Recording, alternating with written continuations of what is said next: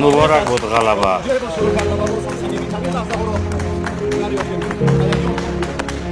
Dans la catégorie moins de 333 kilos, Amouti Altamas,